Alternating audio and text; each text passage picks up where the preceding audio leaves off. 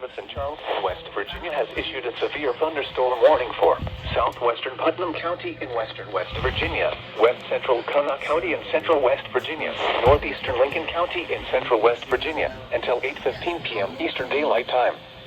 At 7:41 p.m. Eastern Daylight Time, a severe thunderstorm was located south of Culloden, moving east at 65 miles per hour. Hazard, 60 miles per hour wind gusts and quarter-size hail. Source, radar indicated. Impact, hail damage to vehicles is expected. Expect wind damage to roofs, siding, and trees.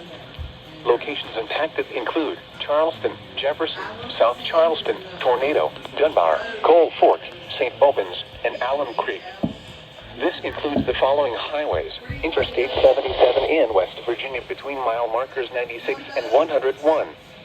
Interstate 64 in West Virginia between mile markers 52 and 57. West Virginia Turnpike between mile markers 94 and 95. Route 119 between mile markers 73 and 80.